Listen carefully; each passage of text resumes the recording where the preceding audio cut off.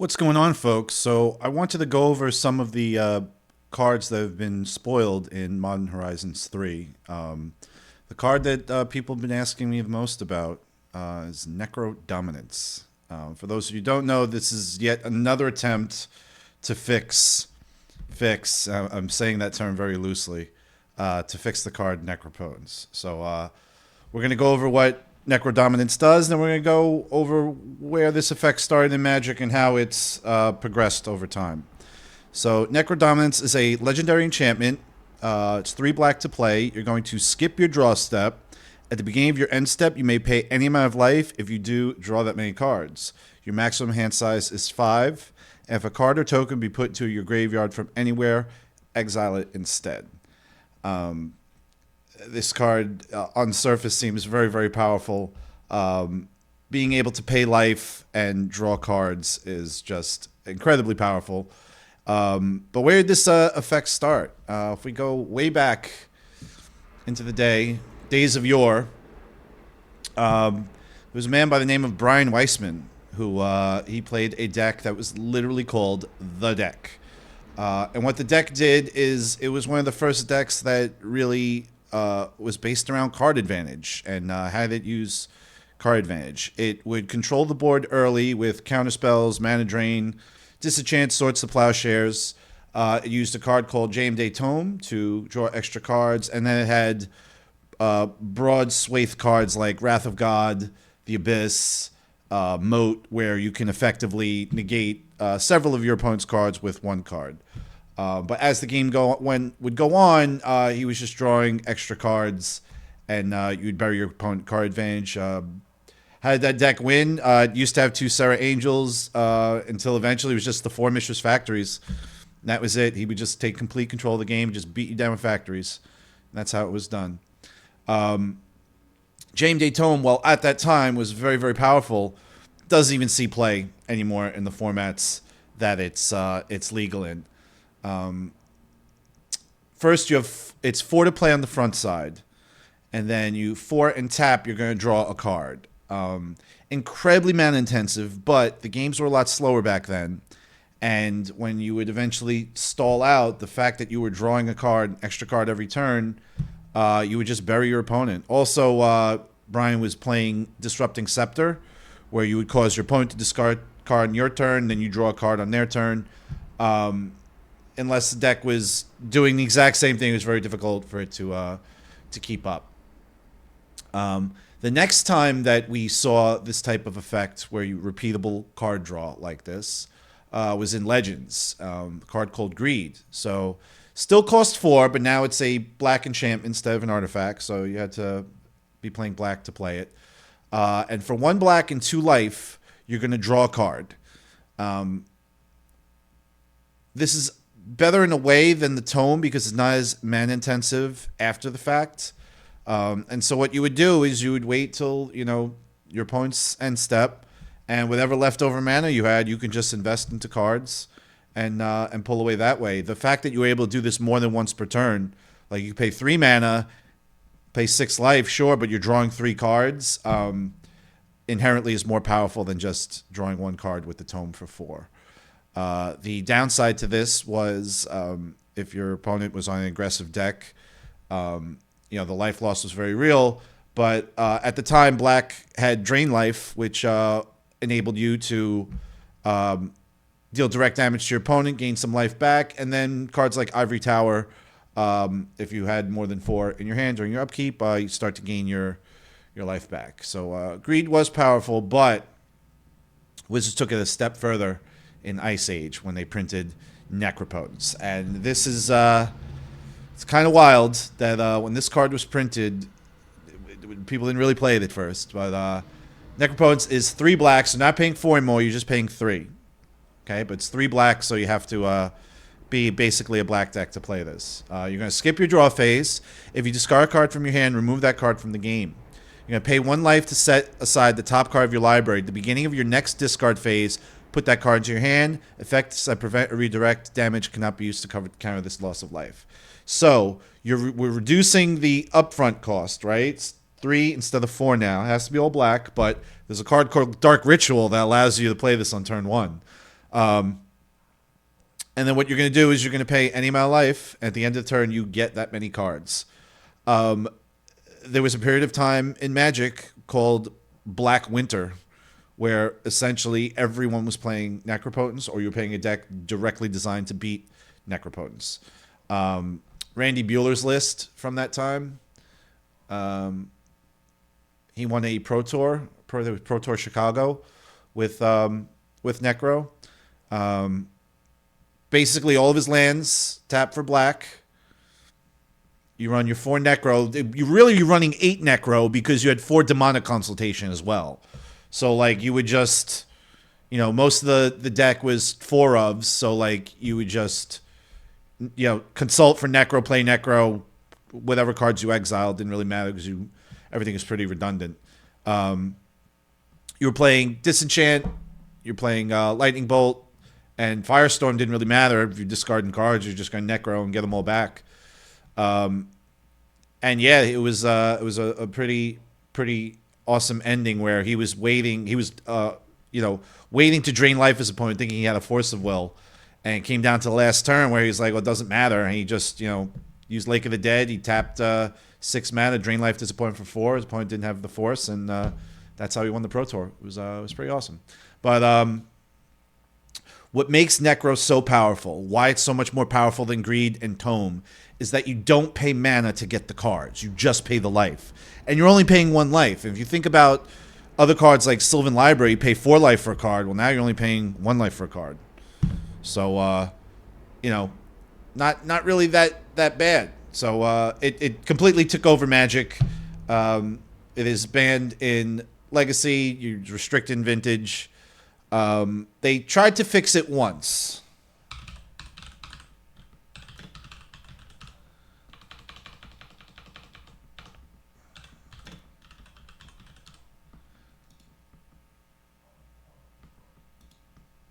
So this was the fixed version of Necro. It costs 6 instead of 3. Okay, so you can't just Dark Ritual into it, right? You're going to skip your draw step.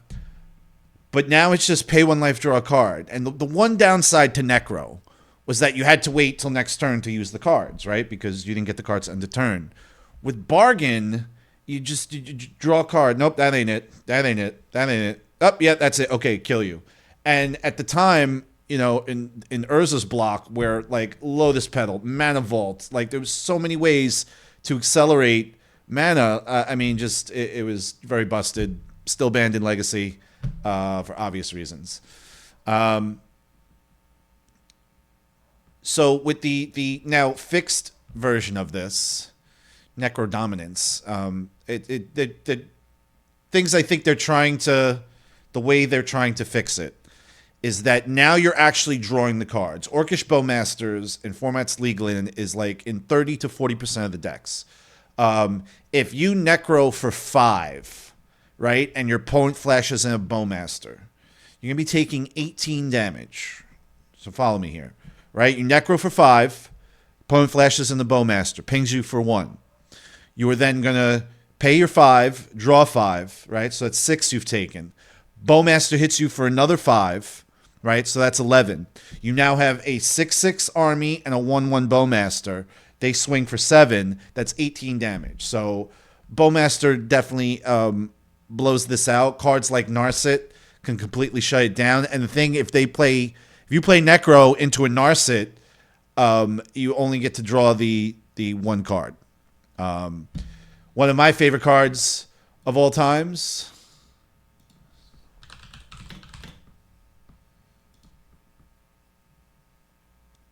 Chains of Mephistopheles stops Necro. If basically all of those draws become discard draw, so if they go down to 0 cards, they cannot Necro. And because it's not, this has to do with anything but your draw step, and you're skipping your draw step. If you get them to 0 cards, they're basically locked out of the game. They're not able to Necro. Because if they try and draw from Necro, the cards are just going to get milled. So if Necrodominance becomes really popular in Vintage and Legacy, we could start seeing Chains of Mephistopheles making a comeback. Also, with a if you have Necrodominance in play, you're essentially putting a Leyline of the Void on yourself. So if an opponent plays a Helm of Obedience, they can just helm you, and you exile your library. One of the things that we have now that we didn't have back in Necro Winters, we didn't have a lot of free spells. You had Contagion, which I think was pretty much it.